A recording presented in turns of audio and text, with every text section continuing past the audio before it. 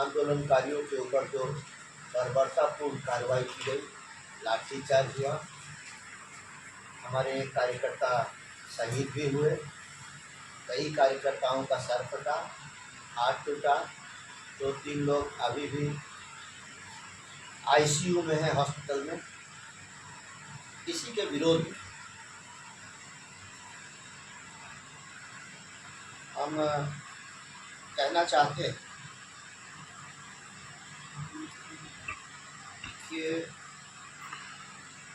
सरकार ने जो बर्बरतापूर्ण कार्रवाई की है उसका तो हम विरोध करते ही हैं। हम ये कहना चाहते हैं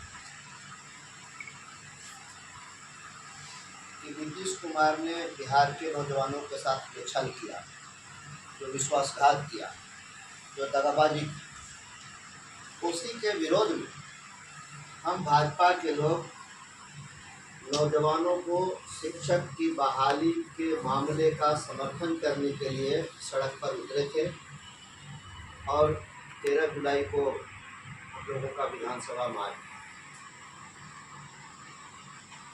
नंबर 1, नीतीश तेजस्वी की सरकार ने 10 लाख नौजवानों को नौकरी देने का वादा किया। ये वादा अभी तक हवाई और झूठा साबित हुआ। इसका विरोध हम लोगों ने किया।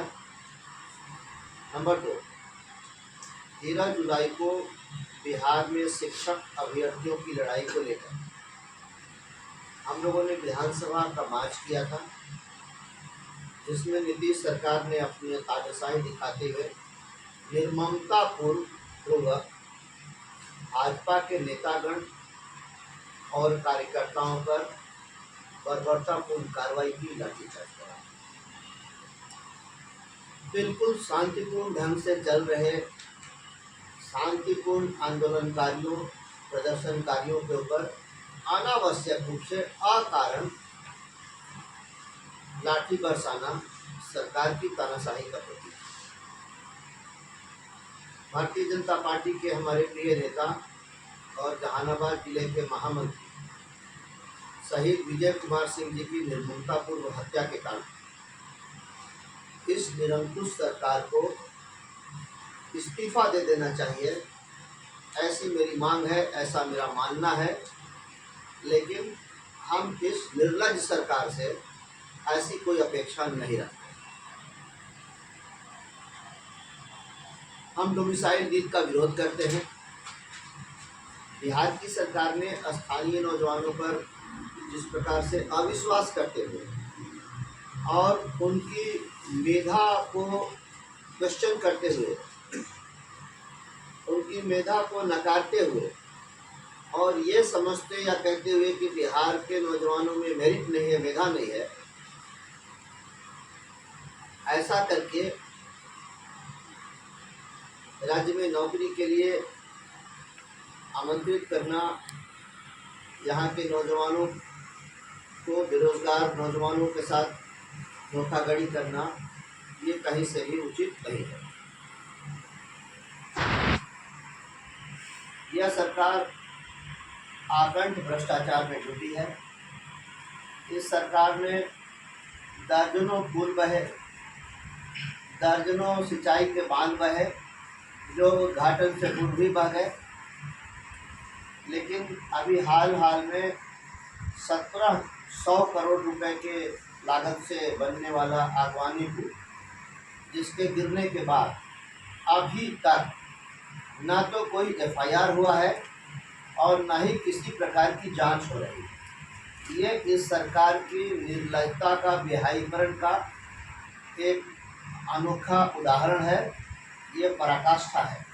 और वहीं हम शांतिपूर्ण प्रदर्शनकारियों के ऊपर, स्वयं मेरे ऊपर भी और हमारी पार्टी के कुल 63 लोगों के ऊपर एफआईआर किया गया कि हम लोगों ने कानून तोड़ा, सरकारी काम में बाधा डाला, सेक्शन 353 और क्या क्या मिर्ची झोंका, मतलब ऐसा हास्यास्पद आरोप। मैं तो इस सरकार को चैलेंज करता हूँ, चुनौती देता हूँ कि अगर उनके पास कोई वीडियो फुटेज है कि हम लोगों ने मिर्ची झोंकी या हम लोगों ने कोई कहीं तोड़ फोड़ किया सरकारी या निजी संपत्ति का, या किसी पुलिस वाले के साथ कोई हम लोगों ने हाथापाई की, तो दिखाए, हम लोग अपनी गलती को स्वीकार कर लेंगे। लेकिन ये सरकार बिल्कुल निर्लज सरकार है और बहुत बेहायपन, इनको संतोष नहीं हुआ लाठी चलाने से। एक कार्यकर्ता की जान ले ली सरकार ने, उससे भी इनको संतोष नहीं हुआ। दूसरे दिन सरकार ने भाजपा के 63 लोगों के ऊपर झूठा मुकदमा दर्ज कराया। मैं पहले ही कह चुका हूं कि सरकार के पास शर्म है नहीं बची है। नीतीश कुमार जी लाज शर्म धोकर पी गए हैं, इसीलिए चार्जशीटेड उप मुख्यमंत्री के साथ नीतीश कुमार जी का यह प्रेम बताने के लिए पर्याप्त है कि सरकार भ्रष्टाचारियों अपराधियों के साथ समझौता कर चुकी है। वित्त रहित शिक्षकों एवं संस्कृत शिक्षकों के साथ हो रहे अन्याय के खिलाफ हम हमेशा आवाज़ उठाते रहेंगे। बिहार में बढ़ता हुआ अपराध एवं प्रतिदिन हत्या की घटनाएं ये दर्शाती हैं कि नीतीश सरकार में अपराधी बेलगाम हो चुके हैं। हम ये भी कहना चाहेंगे कि जो सख्ती, जो तत्परता, जो बर्बरता हम शांतिपूर्ण और अनुशासित प्रदर्शनकारियों के ऊपर सरकार ने दिखाया, लाठी चलवाई, आंसू गैस के गोले छुड़वाए, वाटर कैनन का इस्तेमाल कराया, अगर के बड़े साझेदार वो लोग हैं जो ऐसे ही नौकरियां नहीं बांटते, जो ज़मीन के बदले में नौकरी देते हैं। तो मुझे लगता है कि शिक्षक की नियुक्ति के मामले में भी सरकार के उस बड़े साझेदार दल ने यही नीति अपनाई होगी कि लोग ज़मीन के लिए ऑफ़र करेंगे कि हमारी ज़मीन ले लीजिए और नौकरी दे दीजिए। ये भी आवश्यक नहीं कि हर अभ्यर्थी के पास ज़मीन हो कि वो ज़मीन देकर नौकरी ले। बहुत सारे ऐसे नौजवान होंगे, अभ्यर्थी होंगे जिनके पास ज़मीन नहीं होगी। तो कहीं न कहीं मुझे इस बात की शंका है कि ये सरकार ज़मीन के बदले नौकरी की जो इनकी नीति है उस पर अमल करके इस बात को पूरा करना चाहते होंगे। लेकिन एक बार जब लोग ठगे जाते हैं तो दोबारा उनको ठगना आसान नहीं होता।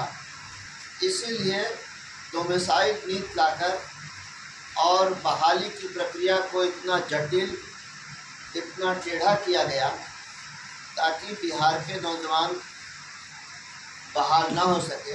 क्योंकि इनको नौकरी तो देनी नहीं है, तो फिर ये कहेंगे कि यहाँ के लड़कों में मेरिट नहीं है, यहाँ के नौजवानों के अंदर मेधा नहीं है, इसलिए ये नियुक्त नहीं किए जा सकते। सरकार अपनी वादा खिलाफी को इस रास्ते दिखाना चाहती है कि हम तो चाहते थे नियुक्त करना, लेकिन बिहार के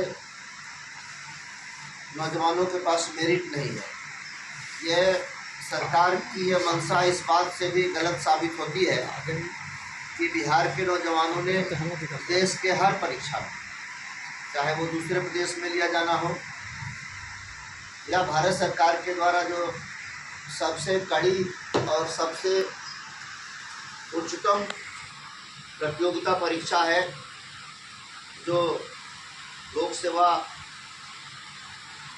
आयोग के द्वारा, यूपीएससी के द्वारा, यूनियन पब्लिक सर्विस कमीशन के द्वारा लिया जाता है,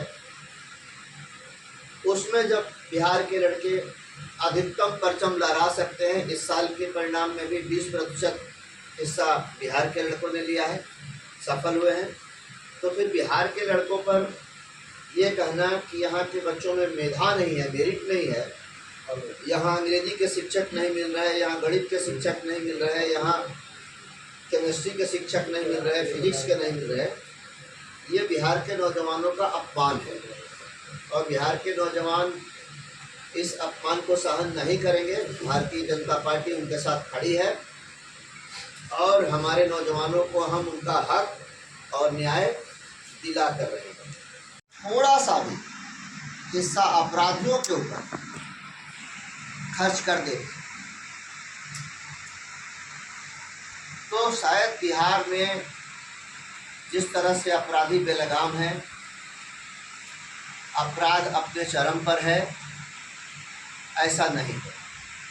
लेकिन बजाय ऐसा करने के लगाम जहां अपराधियों के ऊपर लगना चाहिए, लाठियां उनके ऊपर चटकनी चाहिए, कानून के दायरे में उनको लाना चाहिए, सख्त से सख्त, कड़ी से कड़ी कार्रवाई अपराधियों के ऊपर करना चाहिए। तो नीतीश कुमार जी शांतिपूर्ण प्रदर्शनकारियों के ऊपर ऐसी सख्ती, ऐसी बर्बरतापूर्ण, ऐसी क्रूरतापूर्ण कार्रवाई कर रहे हैं, ये बहुत ही निंदनीय है। जहाँ तक बिहार के नौजवानों को छलने का प्रश्न है, वादा कर कर भुलाने का प्रश्न है, मैं ये कहना चाहूँगा